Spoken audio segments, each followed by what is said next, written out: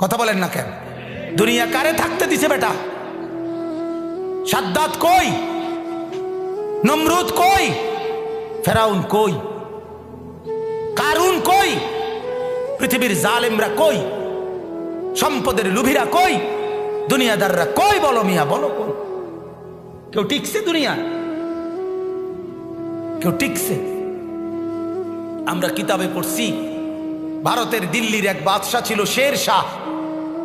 শের শাহ 40 বছর একটানা যুদ্ধ করছে এই রাজত্বের জন্য, দিল্লির রাজত্বের জন্য। ওনার বয়স যখন 65, তখন উনি দিল্লির বাদশাহী পুরা পাইছে। সেদিন পাওয়ার পরে একদিন আফসুস করে বলতেছে, হায় দুনিয়া, তুই আমারে যখন ধরা দিলি তখন আমার কবরে যাওয়ার সময় হয়ে গেল। মানে আজ 40 বছর মেহনত কইরা দুনিয়া যখন বাদশাহী নিলাম, তখন আমার কি শুরু হয়ে গেল? কবরে যাওয়ার টাইম। দুর্বল হয়ে গেলাম তখন। দুনিয়া মনি, দুনিয়া বড় ধোকা দেয়। সব গুছাইয়া দুনিয়ারে সাজাইবার পরেও, সব ক্লিয়ার হবার পরেও, এ বাড়ি দাড়ি বিল্ডিং টিল্ডিং এর কাম সব গুছাইয়া সারলে আমার বড় ভাইয়ের বিবি, আমার বড় ভাই আলহাজ হযরত মাওলানা মাহবুবুর রহমান আশরাফি, তার বিবি আমার বড় ভাবি, মায়ের মতো যিনি আমগরে আদর করছিলেন, নতুন বিল্ডিং করছে, অনেক কষ্ট করে কোন রকমের রুমডি ঠিকঠাক করে উঠছে। এরপরে আপনার বুধবার দিন নতুন ঘরের বাজার করছে, চাল ডাল তেল সব কিনা, চালগুলো সব ড্রামের মধ্যে পড়ছে, তরকারি ফ্রিজে কুইটা রাখছে। বৃহস্পতিবার দিন স্ট্রোক করছে, শুক্রবার দিন জুমার নামাজের সময় কবরে চলে গেছে।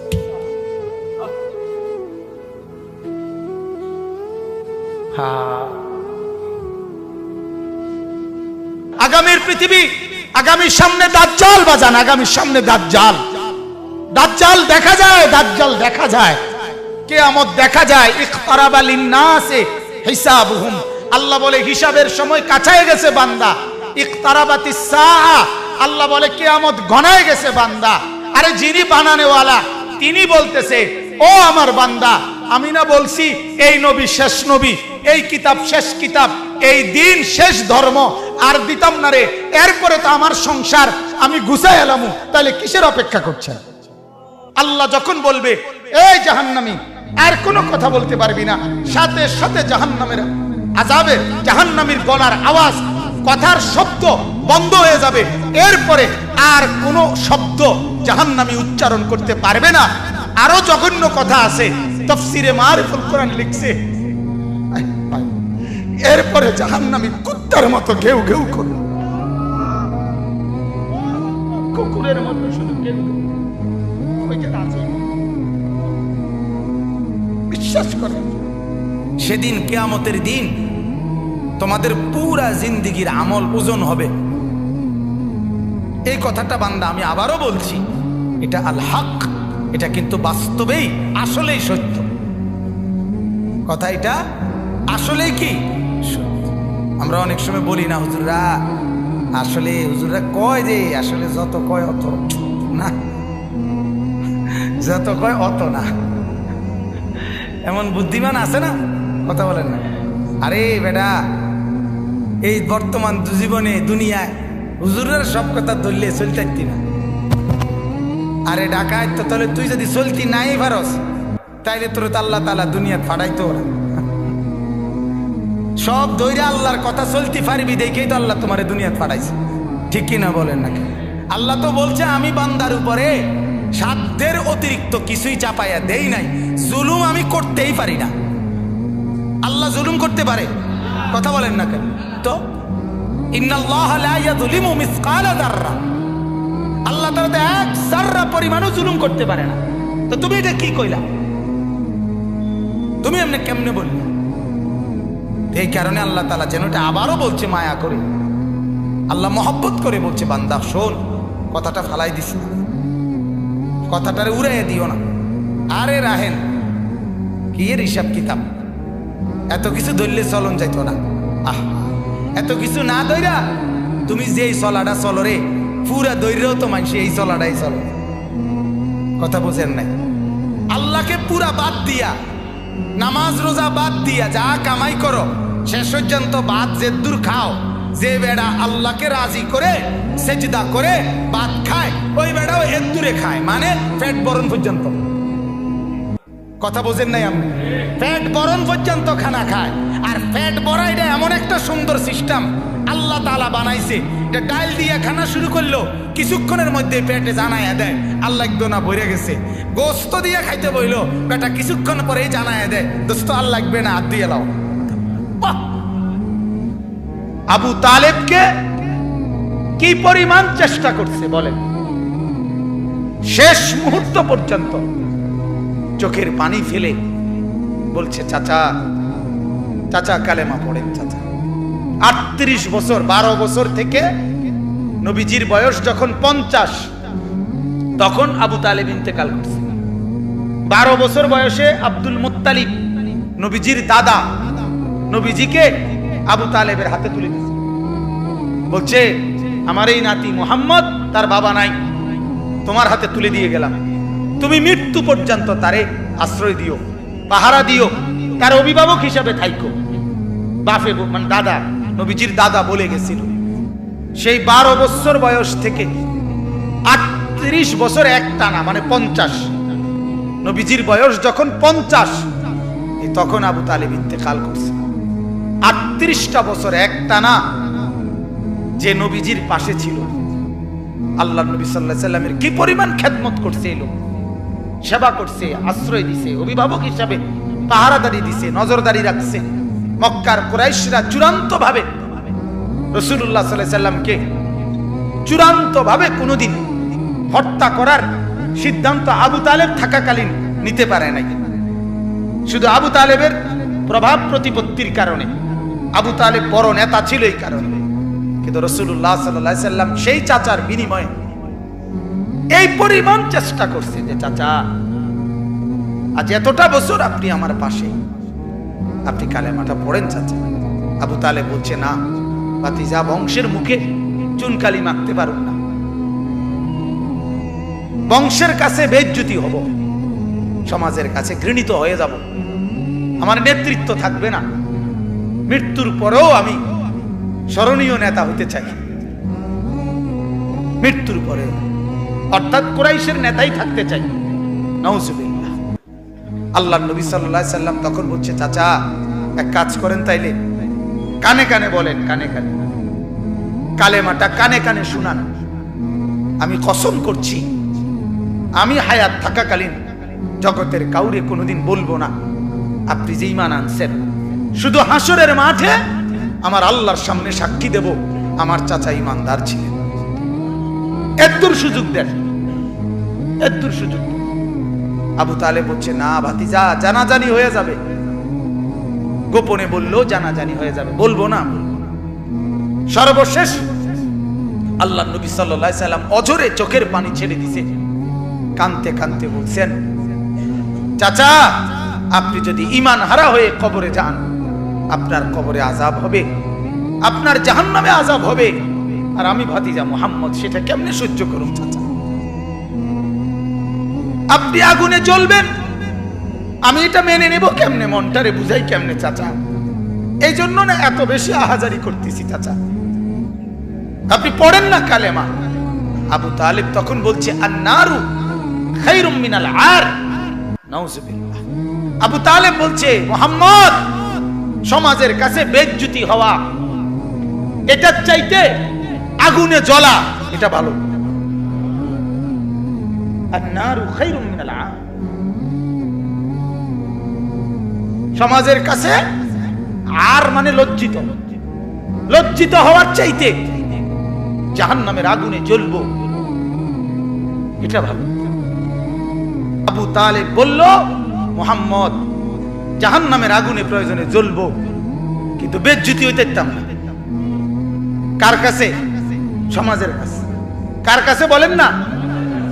আল্লাহর নবী সাল্লাল্লাহু আলাইহি সাল্লাম হাদিসের মধ্যে আছে এরপরে আবু তালেব ইন্তেকাল করছে, মারা গেছে।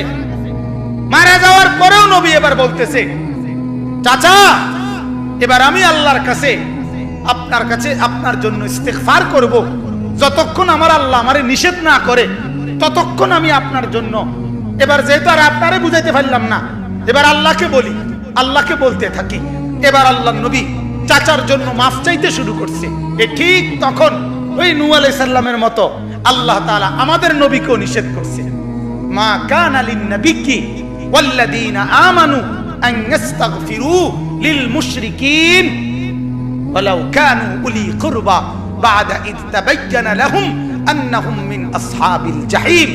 আল্লাহ বলেন, নবী আপনার জন্য উচিত হবে না, কোন ঈমানদারের জন্য উচিত হবে না, তার সবচেয়ে নিকটতম জন যদি কুফরি অবস্থায় মুশরিক অবস্থায় মৃত্যুবরণ করে, তার জন্য আমার কাছে মাফ চাওয়া এটা আপনি এবং আপনার ঈমানদার অনুসারী কারো জন্য জায়েজ নাই, অনুমতি নাই। এরপরে নবী থামছে। আমার বলার উদ্দেশ্য হলো ফিকির, বুঝছেন? আমার কথা হলো যে দরদটা কি পরিমাণ ছিল, কথা বুঝছে? আল্লাহ থামানো পর্যন্ত উনি শুধু বলতেই থাকছে, বলতেই থাকছে। হাদিসের মধ্যে আছে, বাপ আল্লাহর নবী বলছে, যখনই জমিনে কোনো বান্দা নাফরমানি করে তখন ওই জমিনের ওই বান্দার পায়ের নিচের মাটিটা, জমিনটা আল্লাহর কাছে আবেদন করে, আল্লাহ আল্লাহ আমার একটু সুযোগ দাও, আমি একটা শুধু গড় দেমু, আমার নিচের মাটিটা উপরে উঠামু, উপরের মাটি নিচে নামামু, শুধু ওই লোকটা যেরকম বিছনায় এপাশ ওপাশ করে আমি আমার জমিনটাকে একটু এপাশ ওপাশ করবো, আমার নিচের মাটি তুলবো, উপরের মাটি নিচে নামাবো, আল্লাহ এরে নিয়া আমি শুধু একটা উল্টানি দিতে চাই, তুমি আমার অনুমতি দাও। রব্বুল আলামিন তখন বলে ওই জমিনকে, না তুই এমন করিস না, ও যে আমার বান্দা, ওরে না আমি বানাইছি, আরে আমি বানাইছি, এই জমিন আমি কায়নাত আমার হুকুম দিয়ে বানাইছি, আর ওরে আমি হাত দিয়ে বানাইছি, আমার হাতে বানাইছি, আর নাক আমি লাগাইছি, আর চোখ আমি লাগিয়েছি, আর কান আমি লাগিয়েছি, আর হাত আমি লাগাইছি। আরে আমি সেই মাওলা, যে মাওলা কুন বললে ফায়াকুন, যে মাওলা ভ বললে হয়ে যায়। ওরে বানাইতে এভাবে করি নাই, 9 মাস পরে আর মায়ের পেটে রাইখা আমি নিজের হাতে ড্রয়িং করছি, নিজের হাতে একবার নাক লাগাইয়া 100 বার দেখছি, ঠিক মতো হয়েছিনি, একবার চোখ লাগাইয়া কুটিবার দেখছি, ঠিক মতো হয়েছিনি। এইভাবে 9 মাস আমি তারে যত্ন করে সাজিয়ে, সুম্মা আনশানাহু খালকান আখার, আমি তার এক মানুষ বানিয়ে এরপরে মায়ের পেট থেকে আমি বের করেছি। যাকে আমি এত যত্ন করে বানাইছি রে, তারে এত অল্পতে কেমনে মেরে ফেলি? না তুই একটু ক্ষান্ত হ, দেখি না ও তওবা করে কিনা, ও ফিরে আসে কিনা, দেখি না। পাকিস্তানের হযরত মাওলানা সৈয়দ আব্দুল মজিদ নদীম সাহেব রহমতুল্লাহ আলাইহি বলতেন যে এক ভেগে যাওয়া সন্তান মাকে ত্যাগ করে, বাবাকে ত্যাগ করে যেই সন্তান চলে গেছিল, 4 বছর পরে 10 বছর পরে 10 বছর পরে সেই সন্তান যদি মার কাছে ফিরে আসে আর চোখের পানি ছেড়ে দিয়া বলে, মা মাফ করে দাও, আমি ভুল করে ফেলছি, সৈয়দ আব্দুল মজিদ নদীম সাহেব বলতেন যে ওই মা ওই সন্তানকে মাফ করতে যদ্দূর দেরি করবে, 90 বছরের ভেগে যাওয়া বান্দা আল্লাহর নাফরমানি করার পরেও 90 বছর পরে যদি একত্রে একদিন এক রাত গভীরে আল্লাহর কাছে চোখের পানি একবার ছেড়ে দেয়, আল্লাহ তাআলা ওই মার আগে রব্বুল আলামিন তাকে মাফ করে দিন। এমন যিনি, তার নাম আল্লাহ। যুবক তুই তোকে চিনলি না, হায় হায়, তামসাটাকে জিন্দেগি মনে করলাম।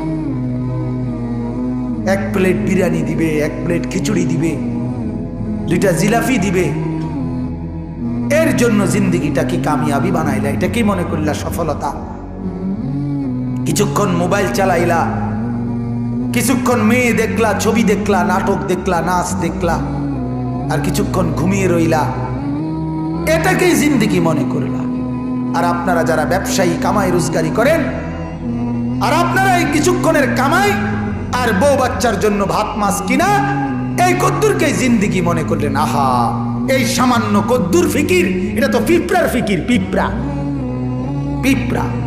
আমাদের বাংলাদেশের একজন শ্রেষ্ঠতম আলেমে দ্বীন, গবেষক আলেম ডক্টর আফম খালিদ হোসেন, অনেক বড় মাপের আলেম এবং জ্ঞানী গবেষক, উনি বলছেন এক পিঁপড়া সামান্যটুকু খাবার খায়, হ্যাঁ, কিন্তু এরপরও সে জমা করে রাখে। এক হাতি 250 কেজি খাবার প্রতিদিন খায়, একদিন 90 লিটার পানি প্রতিদিন খায়। উনি বলছেন কিন্তু কোনোদিন হাতি সে পরবর্তী বেলার খাবার কান্দে কইরা তার কাছে নিয়ে আসে না। সে এরপরে প্রতিদিন মাওলার উপরে তাওয়াক্কুল করে থাকে। রব্বুল আলামিন 250 কেজি খাবার প্রতিদিন তার কাছে পৌঁছায় দেয়। হযরত বলেন এক সাগরের তিমি এক লোকমায় যেই খাবার খায়, এক লোকমা 200 শক্ত সামর্থ্য জোয়ান যুবক গোস্ত ভাত খাইয়া একবারে যা খাবে, এই সাগরের তিমি এক লোকমায় তার চাইতে বেশি খাবার খায়। সাগরে কত লক্ষ তিমি, কি পরিমাণ খাবার মালিক সরবরাহ করতেছে। তাইলে তুমি কেন এত পেরেশান হইয়া গেলা? তুমি কেন পেরেশান হয়ে গেল? ছেলেটাকেও কামে লাগাই দিলা, মেয়েটাকেও কামে লাগাই দিলা, ফুতের বউরও কামে লাগাই দিলা, নিজেও কামে লাগাই দিলা। কেউ কাউরে জিজ্ঞাসা করো না, কিরে বাবা তোমার নামাজ পড়ো না কেন? স্বামী স্ত্রীকে বলে না, স্ত্রী স্বামীকে বলে না, বাবা মা সন্তানকে বলে না, সন্তানাদি বাবা মার ফিকির করে না, কারো কোনো ফিকির আখিরাতের নাই। এতগুলো মানুষ মিললে এই ভাত এক লোকমা, ছি ছি ছি ছি। অথচ রব্বুল আলামিন যেটা বললেন যে আমি একমাত্র মুখাপেক্ষী, আমার কাছে সবকিছু মজুদ আছে। তুই বান্দা চাইলে তুই একজন না, লাউ আন্না আউয়ালাকুম ওয়া আখিরাকুম ওয়া ইনসাকুম ওয়া জিন্নাকুম ওয়া যুকুরাকুম ওয়া উনুসাকুম, আল্লাহ বলে তোদের প্রথম ব্যক্তি, শেষ ব্যক্তি, পৃথিবীর শুরু এবং শেষ সব লোক যদি একত্রিত হয়, পুরুষরাও নারীরাও ছোটরাও বড়রাও মানুষরাও জিনরাও যদি একই মাঠে জমা হয়ে আমার কাছে যার যা লাগবে তা চায়, আল্লাহ বলেন লা আতাইতু কুল্লা ওয়াহিদিন মাসআলাতাহু, সবার চাওয়া আমি ওইখানে রাখকেই পূরণ করে দেব। মা নাফিদাত মিন খাজাইনি শাইউন, আমার ভান্ডার থেকে এক ফোঁটাও কমবে না। এমন যিনি তিনি আল্লাহ। তাকে ছেড়ে কোথায় দৌড়াচ্ছেন? আল্লাহকে ছেড়ে কোথায় যাচ্ছেন? আল্লাহকে ছেড়ে কোথায় গেলেন? যুবক, আল্লাহকে ছেড়ে কোথায় গেলা? নামাজ না পড়ে নর্তকী দেখে লাভ কি হয়েছে পর্যন্ত বলো না একবার। ওই মাদেরকে বলো না, মা এই পর্যন্ত বেপর্দা হয়ে যত মহিলা পুরুষকে দেখাইলা, মা কে তোমারে কয় টাকা চাঁদা দিছে এই পর্যন্ত? 2টা পয়সা তোমারে কোনোদিন দিছিনি, চাইয়া না গেল যা। কথা বোঝেন নাই? তোমারও তো দেখে গেল, কিন্তু দ্বিতীয় পয়সা তো দিল না। কি পাইলা? পাইলাটা কি দুনিয়ায়? অবুঝ মানুষ বুঝতে চায় না, অবুঝ সন্তান বুঝতে চায় না। তার সমস্ত দুশ্মনী নামাজের লগে, তার সমস্ত দুশ্মনী আল্লাহর সাথে। সে তার একটা বন্ধু, সামান্য একটা বন্ধু, তার এই সামান্য পরিচয়, তারও মন রক্ষা করতে সে রাজি, কিন্তু সে তার মালিকের মন রক্ষা করতে রাজি না। হায় হায় হায়, কি শক্ত পাষাণ। আল্লাহ আমাদেরকে বুঝ দান করেন। আল্লাহ আমাদেরকে, মহিউদ্দিন ভাই অগরে খাওয়াইলাম না, ওই যে যারা শিক্ষার্থী আছে, ওই যে পিছনে যারা নিচে ওরা ডাক দিয়া বলে, ভাই তোমরা খানার লেগে যারা ঘুরতে আছো খাওয়াই এলাম এগরে যান। কোন ওরা এই শিক্ষার্থী আছে, এটাই আমাদের দেশের নিয়ম। আমরা গ্রামে একতে আপনার মানুষের বাড়ির থেকে খুঁজতো, তো তার লগে একটা ছোট ফোলা আছিল, ওই বাড়িওয়ালারা দেরি করলে হেঁটে হেঁটে ফুতেরে খোঁচা দিত, দিলে হেঁটে শিক্ষার দিয়ে উঠতো, তো আবার হেঁটেই কইতো এই বেকুবের মতো শিক্ষার, তার আইয়ের সাথেই হতো। কথা বোঝেন নাই?